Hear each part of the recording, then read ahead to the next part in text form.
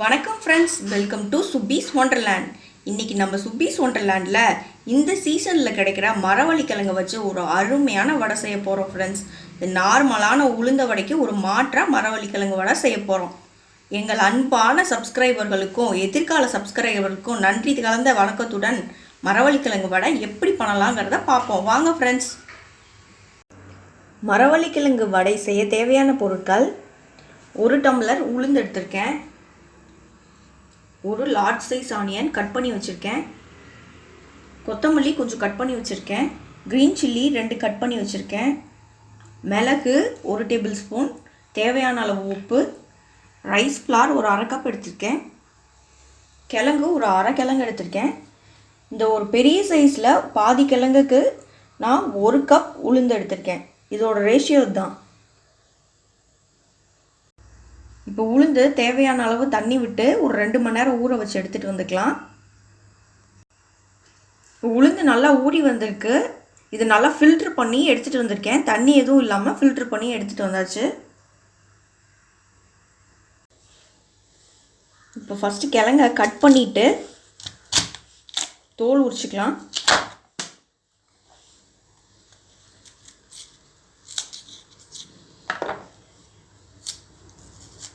இந்த மாதிரி தோல் உரிச்சுக்கோங்க.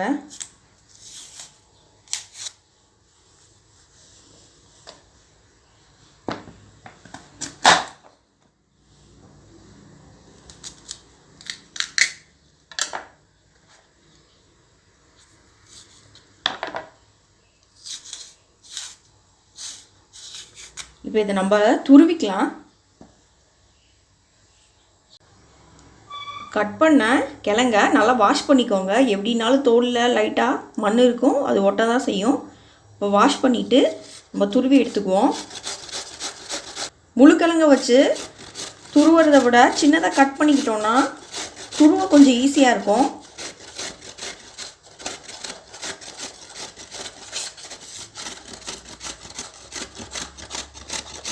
இங்கே பாருங்கள், இந்த பதத்துக்கு நல்லா இந்த மாதிரி துருவி எடுத்துகிட்டு வந்துடுவோம்.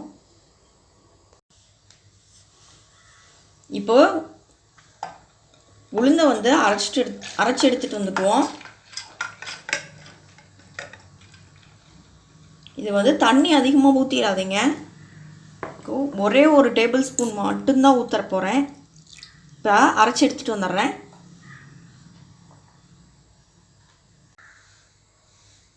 இப்போ உளுந்தை அரைச்சி எடுத்துகிட்டு வந்தாச்சு. கொஞ்சம் கொரகொரப்பாக இருந்தாலும் பரவாயில்ல.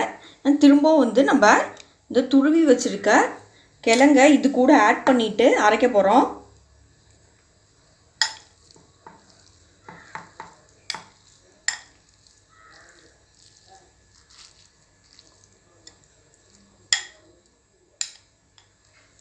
இது கூட தேவையான அளவு சால்ட் ஆட் பண்ணிக்கலாம்.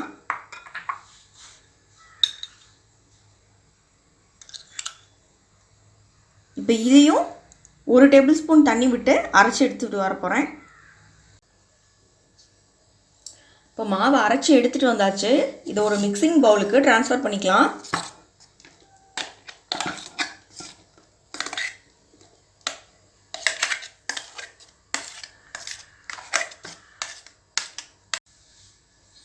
இப்போ இந்த மாவு கூட நான் அரிசி மாவு ஒரு 2 டேபிள் ஸ்பூன் கலந்துக்கிறேன். இது ஒரு பைண்டிங்காக நல்லா உங்களுக்கு இந்த கிழங்கு வந்து வடை பதத்துக்கு நல்லா இருக்கணும். அதுக்காக தான் இந்த அரிசி மாவு சேர்த்துக்கிறோம்.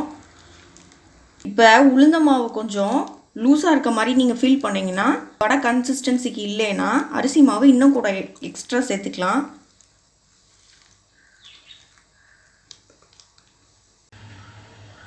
இப்போ இந்த மாவு கூட கட் பண்ணி வச்சுருக்க ஆனியன்,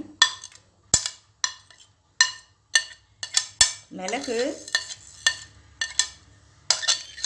பச்சை மிளகா, கொத்தமல்லி எல்லாத்தையும் போட்டு மிக்ஸ் பண்ணிக்கலாம்.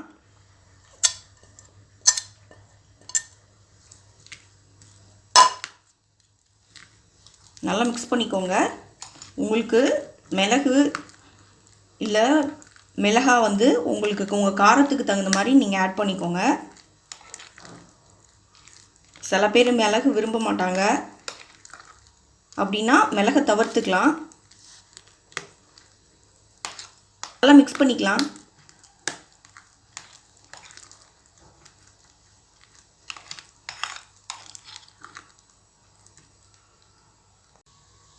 இப்போ ஒரு கடாயை ஹீட் பண்ணியிருக்கேன். ஆயில் விட்டு ஹீட் பண்ணிக்கலாம். ஃப்ரை பண்ண தேவையான அளவு ஆயில் எடுத்துக்கோங்க. எண்ணெய் சூடாகட்டும். தண்ணியில் கையை நல்லா நனைச்சிக்கோங்க. நனைச்சிட்டு மாவு எடுத்துக்கலாம். இப்படி ஒரு சின்ன ஓட்டை போட்டு பாருங்கள், எண்ணெயில் போட்டு ஃப்ரை பண்ணிடுவோம்.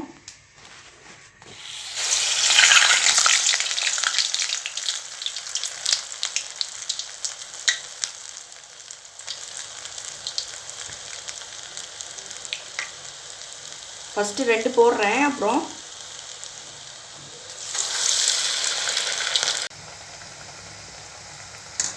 நல்லா ஃப்ரை ஆகிட்டுருக்குங்க. ரொம்ப டேஸ்ட்டாக இருக்கும். கண்டிப்பாக வீட்டில் ட்ரை பண்ணி பாருங்கள். மேக்ஸிமம் யாரும் நம்ம கிழங்குல வடை சுட்டுருக்க மாட்டோம். இதை ட்ரை பண்ணி பாருங்கள், ரொம்ப டேஸ்ட்டாக இருக்கும். நல்லா ஃப்ரை ஆகிட்டுருக்கு.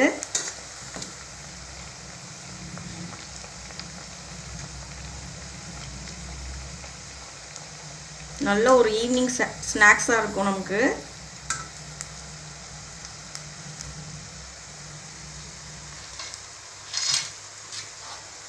இப்போ நல்லா ஃப்ரை ஆயிடுச்சு, எடுத்துக்கிறேன்.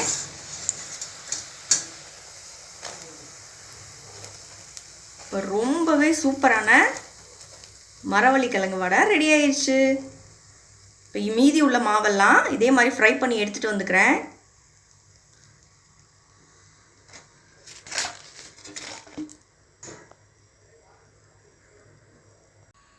இப்போ ரொம்பவே டேஸ்டியான மரவள்ளி கிழங்கு வடை ரெடி ஆயிடுச்சு.